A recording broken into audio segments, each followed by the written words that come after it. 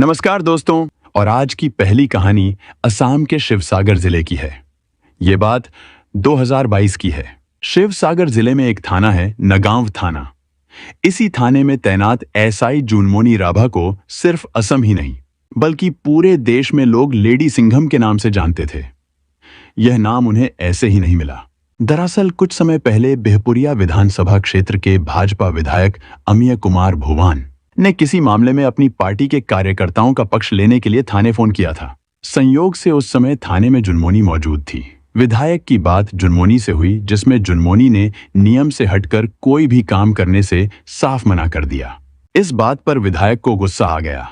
फिर दोनों के बीच जो गर्मागर्मी हुई, उसकी कॉल रिकॉर्डिंग के वायरल हो जाने से दोनों की बहस पूरे देश ने सुनी, जिससे जुनमोनी देखते ही देखते भारत की अधिकांश युवतियों की रोल मॉडल बन गई। जुनमोनी शिवपुर कहिलीपारा इलाके की रहने वाली थीं। 21 अक्टूबर को राणा पोगाग के साथ सगाई हुई थी। दोनों चंद महीने बाद विवाह के बंधन में बंधने वाले थे। जुनमोनी इन दिनों असम में शिवसागर जिले के नगांव थाने में पदस्थ थी। जुनमोनी कुछ ही महीने पहले पास के जिले के माजुली थाने से तबादले के बाद नगांव थाने में आई थी। पूरा स्टाफ जानता था कि तेल एवं प्राकृतिक गैस आयोग यानी ओएनजीसी में तैनात एक उच्चाधिकारी राणा पोगाग के साथ उनकी सगाई हो चुकी थी। जुनमोनी ने अपना मोबाइल निकालकर राणा का नंबर डायल किया तो सामने से राणा ने तुरंत फोन रिसीव करते हुए कहा, आज कहीं घूमने चलने का मन है, तुम थाने आ जाओ, फिर यहीं से साथ चलते हैं।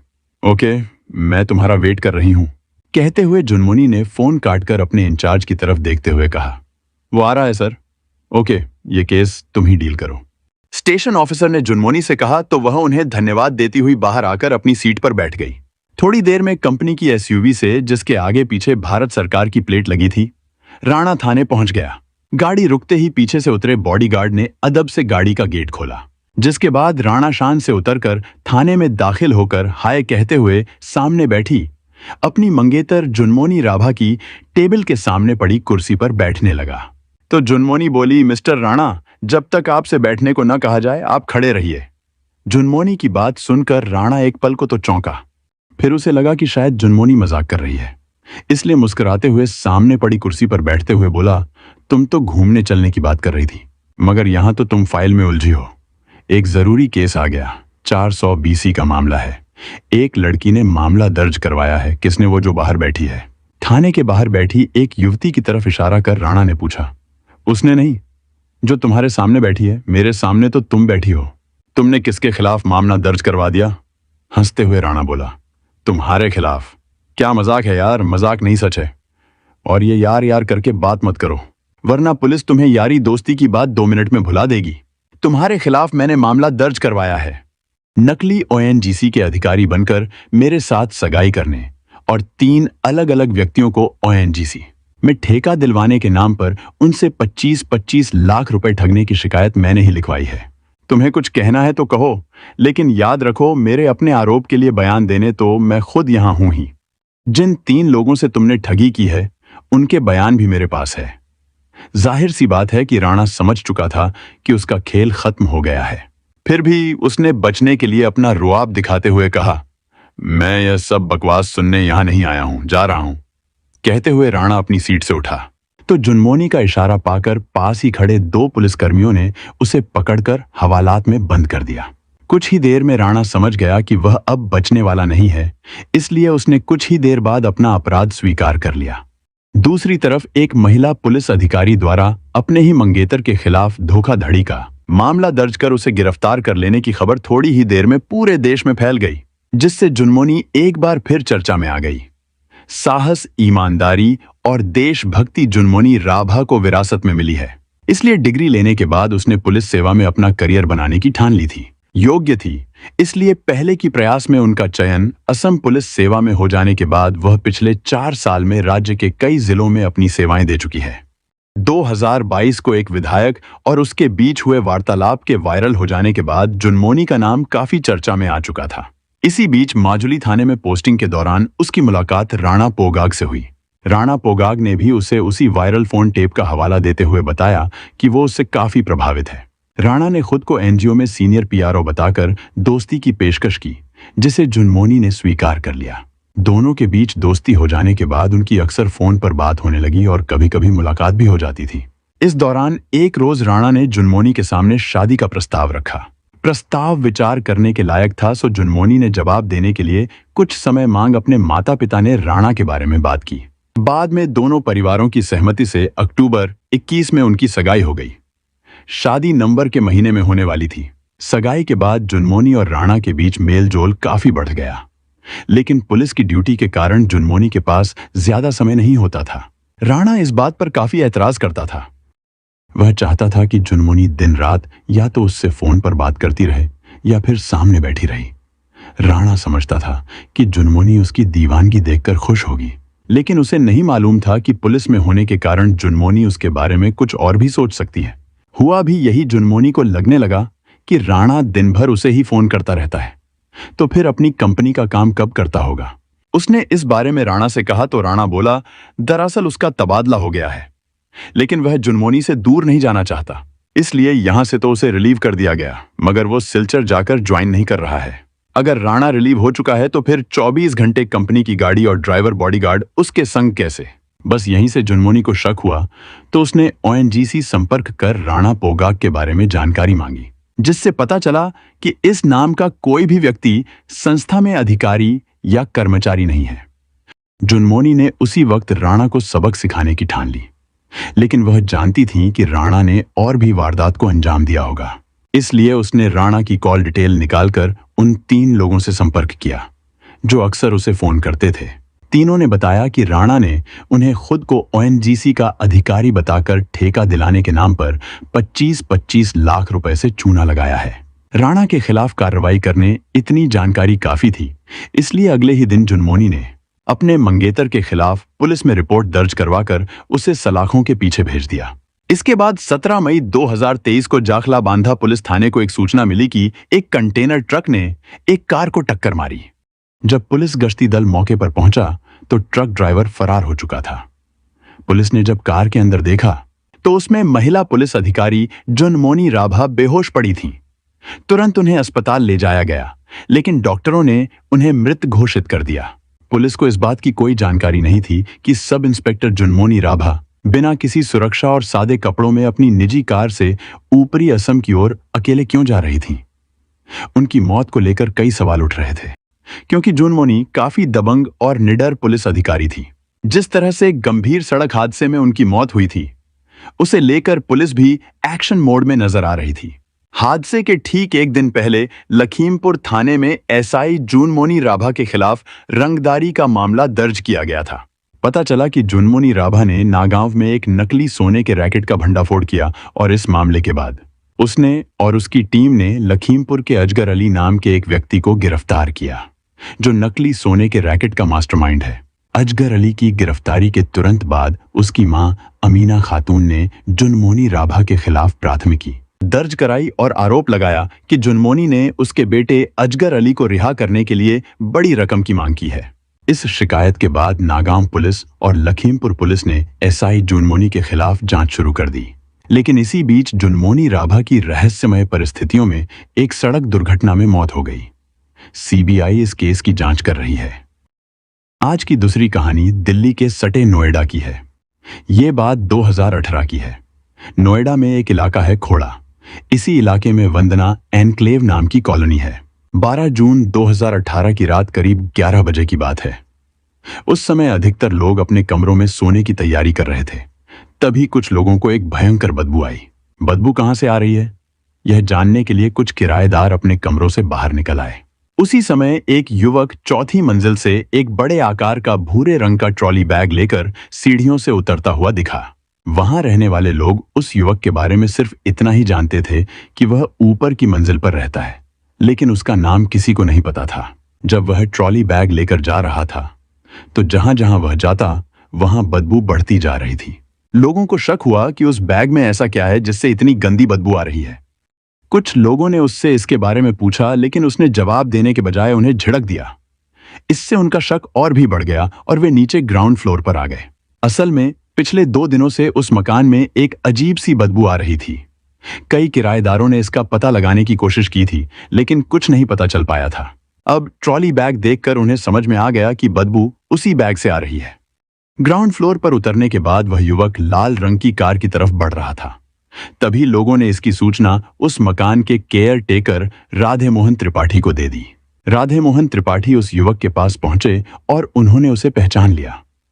वह युवक चौथी मंजिल पर रहने वाला किराएदार शिवम विरदी था। राधे मोहन ने शिवम से बैग के बारे में पूछा, लेकिन शिवम संतोषजनक जवाब नहीं दे सका। इस पर राधे मोहन ने उसे कार में बैठने से रोक लिया और नोएडा पुलिस के कंट्रोल रूम को फोन कर दिया।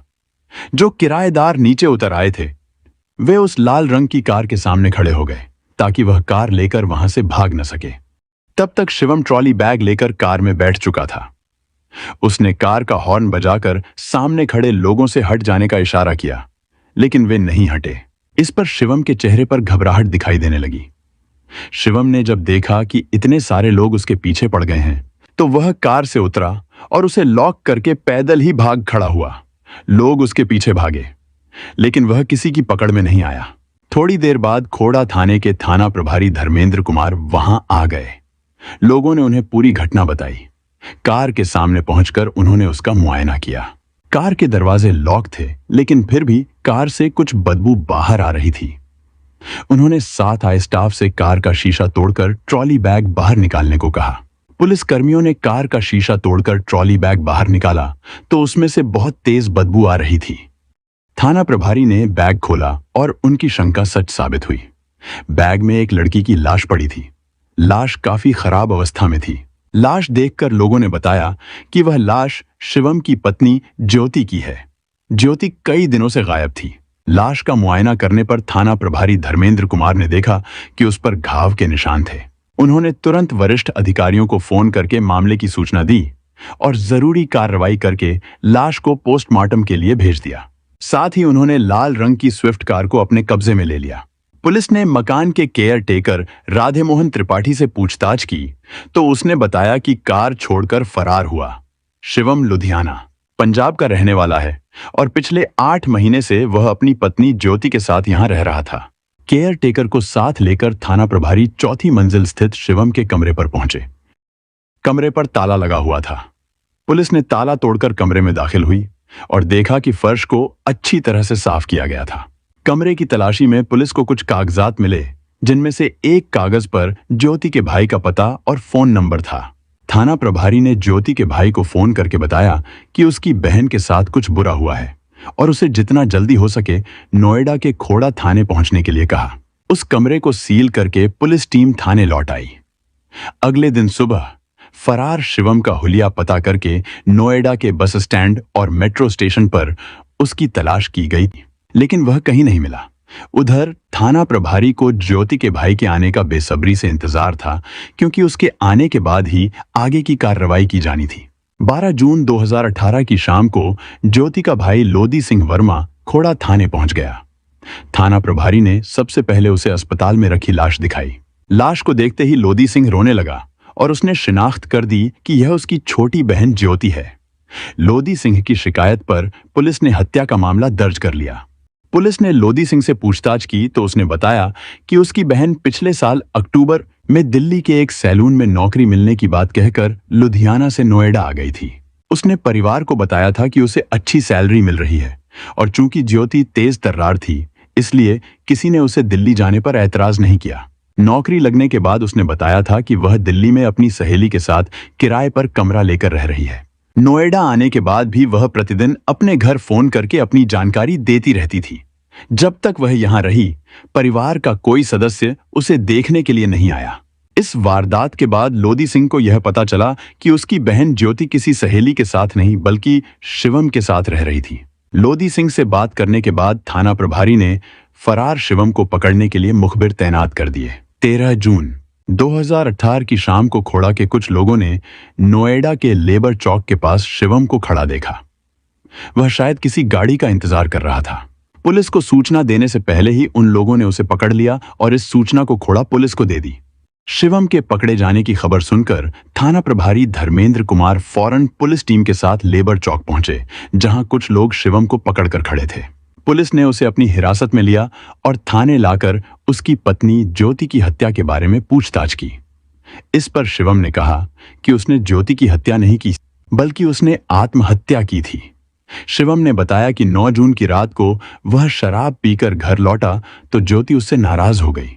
दोनों के बीच कहासुनी हुई और गुस्से में ज्योति बाथरूम में गई और फंदा लगाकर खुदकुशी कर ली। जब आधी रात को उसका नशा उतरा तो उसने ज्योति को ढूंढना शुरू किया। वह बाथरूम में पहुंचा तो देखा कि ज्योति की लाश फंदे में झूल रही थी। यह देखकर वह घबरा गया और पुलिस से बचने के डर से उसने लाश को कमरे में छिपा लिया। 2 दिन तक वह लाश को वहीं छुपाए रखे रहा। जब वह लाश को ठिकाने लगाने जा रहा था तब लोग उसे घेरने आ गए और वह लाश को ठिकाने नहीं लगा सका। शिवम ये सब बताते हुए बार बार थाना प्रभारी से नजरें चुरा रहा था, जिससे थाना प्रभारी को उसके शब्दों पर शक हुआ। इसके बाद उन्होंने शिवम से सख्ती से पूछताछ की तो वह टूट गया और उसने स्वीकार कर लिया कि ज्योति की हत्या उसने ही की थी। फिर उसने ज्योति की हत्या की असली वजह बताई। शिवम 36 साल का था और लुधियाना के फतेहपुर अवाना राजगुरु नगर में अपने माता पिता के साथ रहता था। शिवम एक पढ़ी लिखी फैमिली से संबंध रखता था। माता पिता के अलावा उसके परिवार में 2 भाई हैं। एक भाई डॉक्टर है, जबकि एक भाई लुधियाना के कॉलेज में ही अध्यापक है। उसके पिता एक फैक्ट्री में काम करते थे। 2 साल पहले जब शिवम लुधियाना के एक सैलून के पास से गुजर रहा था, उसकी मुलाकात ज्योति से हुई। ज्योति उसी सैलून में काम करती थी। पहली बार जब शिवम ने उसे देखा तो उसकी खूबसूरती ने उसे बहुत आकर्षित किया। दोनों की बातचीत शुरू हुई। फिर दोनों की मुलाकातों का सिलसिला शुरू हो गया। धीरे धीरे दोनों एक दूसरे से बहुत घुल मिल गए और प्यार करने लगे। धीरे धीरे 2 साल गुजर गए। इस बीच शिवम ने लुधियाना के एक नामी इंस्टीट्यूट से BCA bachelor of computer application का कोर्स भी पूरा कर लिया था। अब उसे भी नौकरी की तलाश थी और वह जल्द से जल्द अपने पैरों पर खड़ा होकर ज्योति से शादी करना चाहता था। ज्योति के परिवार में उसके पिता की कुछ साल पहले ही मौत हो चुकी थी। इस समय घर में 2 बड़े भाई धर्मेंद्र सिंह वर्मा और लोदी सिंह वर्मा और 5 बहनें थीं। बहनों में वह सबसे छोटी थी। दोनों को ऐसा लगता था कि उनकी शादी में परिवार वाले कोई बाधा नहीं डालेंगे। फिर भी दोनों बहुत सोच समझकर कदम उठा रहे थे। काफी समय गुजर जाने के बाद भी उनके परिवार वालों को उनके अफेयर की जानकारी नहीं थी।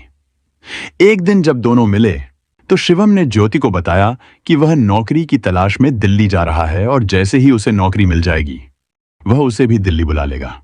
शिवम जैसे ही नोएडा आ गया, उसे वीवो कंपनी में कस्टमर केयर डिपार्टमेंट में नौकरी मिल गई। 6 महीने बाद उसने ज्योति को फोन किया और उसे अपने पास बुला लिया। अक्टूबर में ज्योति नोएडा आ गई। दोनों ने खोड़ा कॉलोनी के वंदना एनक्लेव में एक 1 रूम सेट किराए पर ले लिया और लिव इन रिलेशनशिप में रहने लगे। यहाँ शिवम ने ज्योति को अपनी पत्नी बताया था। कुछ दिन बाद ज्योति को गाजियाबाद के वसुंधरा एनक्लेव में एक ब्यूटी पार्लर में ब्यूटिशियन की नौकरी मिल गई। चूंकि दोनों अब नौकरी कर रहे थे, इसलिए उनकी जिंदगी में कोई टेंशन नहीं थी। दोनों खुश थे। ज्योति और शिवम के पहले 3-4 महीने बहुत अच्छे थे, लेकिन फिर परेशानी शुरू हो गई। ज्योति ने शिवम से जल्दी शादी करने की बात को बार बार टालना शुरू कर दिया, जिससे शिवम परेशान हो गया। इसके अलावा दोनों की सैलरी में भी फर्क था। शिवम को 14,000 रुपए मिलते थे, जबकि ज्योति की सैलरी 22,000 रुपए थी। फिर अप्रैल से ज्योति घर देर से आने लगी तो शिवम को लगने लगा कि शायद ज्योति को कोई और लड़का मिल गया है और वह अब उसे छोड़ना चाहती है। इस शक को दूर करने के लिए शिवम ने रोज ज्योति का मोबाइल चेक करना शुरू कर दिया। शिवम को जब ज्योति का मोबाइल चेक करते हुए देखा तो ज्योति ने झपट कर उसका मोबाइल छीन लिया और उसे ऐसा करने से मना भी किया। इसके बाद शिवम का शक और बढ़ गया और दोनों के बीच अक्सर लड़ाई होने लगी। शिवम को अब पूरा यकीन हो गया था कि ज्योति शायद किसी और के साथ डेटिंग करने लगी है। 9 जून 2018 की शाम को शिवम ने शराब पी ली। उस दिन उसने सोच लिया कि वह ज्योति का मोबाइल छीनकर उसके व्हाट्सएप और फेसबुक की फ्रेंड लिस्ट चेक करेगा।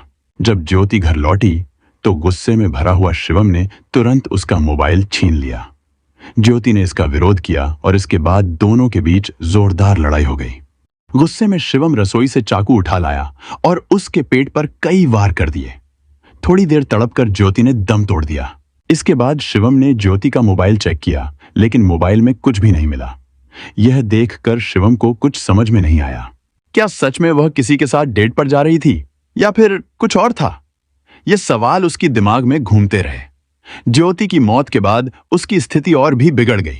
उसने लाश को 72 घंटों तक एक ट्रॉली बैग में बंद करके रखा और उसे ठिकाने लगाने का कोई रास्ता नहीं सूझ रहा था। 12 जून को उसने दिल्ली के लक्ष्मी नगर से एक सेल्फ ड्राइव स्विफ्ट कार किराए पर ली और उसे वंदना एनक्लेव स्थित मकान के सामने ले आया। जैसे ही वह ट्रॉली बैग को कार में रखने जा रहा था, अचानक उससे निकलने वाली बदबू ने सब कुछ उजागर कर दिया और वह खोड़ा के थाना प्रभारी के हत्थे चढ़ गया। 14 जून 2018 को आरोपी शिवम विरदी को कोर्ट में पेश किया गया, जहां से उसे न्यायिक हिरासत में जेल भेज दिया गया। इस कहानी से हमें यह सीख मिलती है कि रिश्तों में ईमानदारी और समझदारी बहुत जरूरी होती है। जब इंसान लालच, धोखा या झूठ के रास्ते पर चलता है तो उसका अंजाम बुरा ही होता है। बेवजह शक करना खतरनाक साबित हो सकता है और इसके गंभीर परिणाम हो सकते हैं। कई बार भी है बिना सही जानकारी या ठोस सबूत के किसी पर शक करना हमें गलत फैसले लेने पर मजबूर कर सकता है, जो दुखद घटनाओं का कारण बन सकता है। यह भी समझ आता है कि शक जब हद से ज्यादा बढ़ जाए तो इंसान अपने ही दिमाग का कैदी बन जाता है और बिना सोचे समझे ऐसे कदम उठा सकता है जिनका पछतावा जीवन भर रहता है। इसलिए किसी भी हालात में जल्दबाजी में फैसला नहीं लेना चाहिए और हर चीज को ठंडे दिमाग से समझने की कोशिश करनी चाहिए। इसके अलावा यह भी समझ आता है कि कानून से कोई बच नहीं सकता। अगर कोई गलत काम करेगा तो एक न एक दिन सच सबके सामने आ ही जाएगा। अपराध का रास्ता हमेशा विनाश की ओर ही जाता है।